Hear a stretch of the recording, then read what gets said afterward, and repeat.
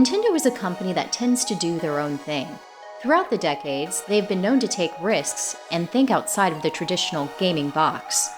Along the way, there have been hits and a few misses. But no one can accuse Nintendo of being cookie cutter. One of the biggest leaps of faith that the longtime gaming company decided to take was with the release of the Wii gaming console in November 2006. Back when Sony and Microsoft were touting advanced processors and breathtaking visuals, Nintendo went a different direction with the Wii and went all in with motion controls and more modest graphics. In the end, the gamble seemed to have paid off, as the Wii console was a huge success commercially, outselling both Sony and Microsoft's gaming behemoths. However, there are many longtime gamers who struggled with Nintendo's decision to focus so heavily on motion controls, especially where certain longtime franchises are concerned. I happen to be one of those individuals. My biggest gripe with the system's motion controls came with the release of Nintendo's very own The Legend of Zelda Skyward Sword. The Zelda franchise is a Nintendo powerhouse. It is also very near and dear to my heart. I have many fond memories of playing the original NES titles when I was little. Nintendo stuck to their motion control guns even where this flagship title was concerned, opting for Link's every swing of the legendary Master Sword to be manipulated not by the press of buttons as with previous iterations, but rather mirrored from the very movements of the gamer. What initially seemed like a groundbreaking concept eventually turned into a gameplay-breaking reality for me once I finally got my hands on the game. I was heartbroken. This was the first time that I just completely lost interest in a Legend of Zelda game. Flash forward to 2021, and Nintendo presented me with a brand new opportunity to revisit this classic title. This time around, the company decided to include the option to play the game the more traditional way, using a controller. Well, sort of. While the game still doesn't utilize button presses in order to initiate attacks, Nintendo was able to strike a creative balance between conventional and motion controls. Players can now get Link to swing the Master Sword by moving the right thumbstick. I'm happy to report that this new option was just the answer I was looking for.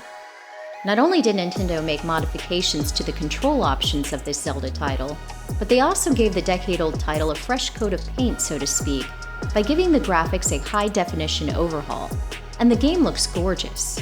Gone are the jagged edges, slight flickering, and Van Gogh-esque distant scenery. The updated visuals are clean, smooth, and more detailed, while also retaining the cel-shaded aspects and charm of the original. For Legend of Zelda fans, this title is a must. Skyward Sword tells the tale of how the legend began, the origin of the Master Sword, and the events that set in motion the perpetual struggle for control of the Triforce. As a longtime fan of The Legend of Zelda, it was exciting to see the hero's blade evolve from the goddess sword to the magnificent, powerful weapon that fans recognize. The diverse gameplay featured throughout Skyward Sword is where the game truly shines.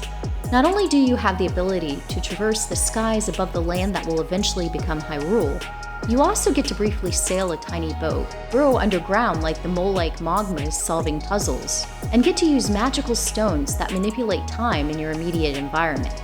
There are also some unique new weapons and fresh spins on old classic armaments that expand on the gameplay elements.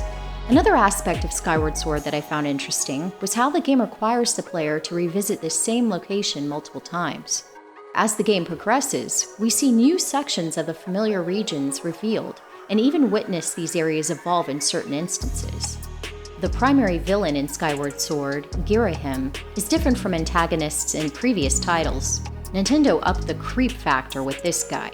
Rather than being a cliché maniacal baddie like Ganondorf, or some monstrous beast, as is the case with Ganon in his true demon form, Girahim has a bit more personality. A loyal servant of his vanquished master Demise, Girahim views himself as an upper-crust aristocratic type. He toys with and teases Link. In his twisted mind, he sees Link's continued survival of his many traps as him being compassionate to the young hero, that it was he who was allowing him to live.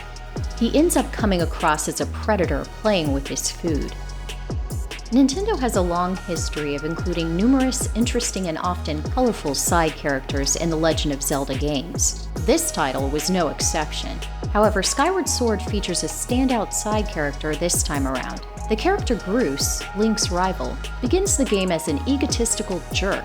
By the end of the game, he becomes a humbled hero and a huge help to Link on his quest. Skyward Sword has been such a treat. If you missed out on this title during its original release, I feel that it's worth picking up. The game contains enough puzzles and side quests to provide players with well over 30+ hours of entertainment. I have to say, it is neck and neck with The Ocarina of Time in terms of being my favorite Zelda game.